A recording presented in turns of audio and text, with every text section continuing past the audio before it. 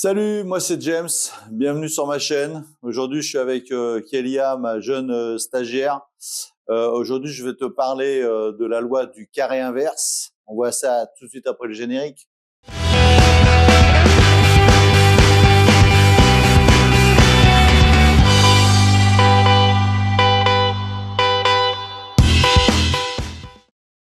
Alors la loi du carré inverse, qu'est-ce que c'est? La loi du carré inverse, en fait, c'est simplement plus tu éloignes ton sujet, ton modèle de la source lumineuse et plus il devient sombre. Ça paraît logique. Plus tu t'éloignes du soleil et forcément, moins il y a de lumière qui vient. Mais aujourd'hui, ce qui nous intéresse, c'est pour avoir effectivement un fond beaucoup plus sombre. Voilà, sans forcément avoir un fond noir quand tu es en studio. Moi, à la boutique, en plus, j'ai mis un fond qui est gris, mais ça marche effectivement même avec un fond blanc. Plus on va s'éloigner du fond et plus notre fond va être sombre. Ah, hop, je fais une première photo. Voilà. Donc là maintenant, je vais m'éloigner encore un petit peu plus. Donc là, ce que tu fais, tu reviens avec la chaise ici. Je vais vérifier, voilà. Oups. Voilà. Il faut que tu avances encore. Ah ouais. Ah bon. Voilà. Donc là, je me suis simplement avancé d'un bon mètre, 1,5 m du mur, et on va rien changer. Voilà, le parapluie est toujours placé sur le côté de Kélia, mais tu vas voir déjà, avec la même photo, à quelques centimètres près, tu verras déjà le fond, comment il va être beaucoup plus sombre. Voilà, donc là, je remets. Petite astuce, je n'ai pas dirigé le parapluie, la lumière, vers le fond. En plus, je l'ai dirigé sur le côté.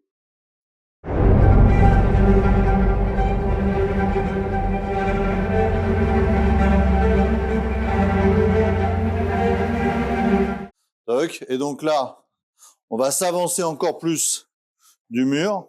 Donc là, troisième photo. Là, je suis à plus de au moins 2 mètres. Attendez, je vais compter. 1, 2, 3. Je suis à plus de 3 mètres du mur et je vais toujours être dans la même source, donc toujours sur le côté. Kélia, elle change pas sa position et voilà.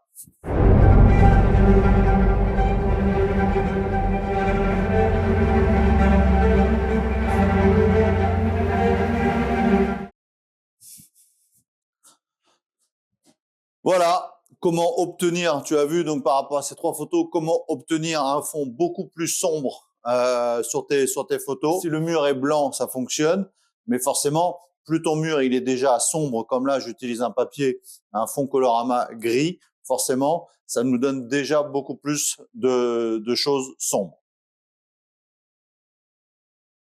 Donc là, tu as vu, je me suis mis derrière un fond blanc. Donc la photo, bah, tu vois, c'est vraiment pas le plus joli avec un fond blanc comme ça sur le parapluie qui arrive sur le côté. Et là, on va s'éloigner de nouveau du mur avec le fond blanc pour que tu. Hein. Par contre, j'aurais voulu, c'est dommage, juste que tu te mettes un tout petit chouille par là. Non, il faut juste le tabouret parce qu'en fait, je vais avoir le fond gris, voilà. En fait, là, t'es très bien. Attends, je vais te dire. Ouais, là, c'est top.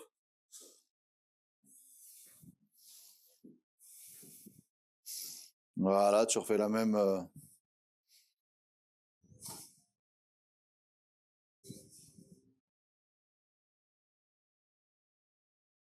Voilà, donc là, avec le fond blanc, le but c'est pas forcément très esthétique, mais le but c'est de te montrer, tu vois. Je me suis éloigné également. Là, je suis à 2 mètres. Après, j'ai pas assez de recul là en largeur, mais tu vois, en m'éloignant du fond, même avec un fond blanc, bah, ça va te permettre, en t'éloignant un petit peu du mur, voilà, de sortir des portraits un petit peu plus, qu'on appelle un peu plus dark, voilà, un peu plus sombre, voilà.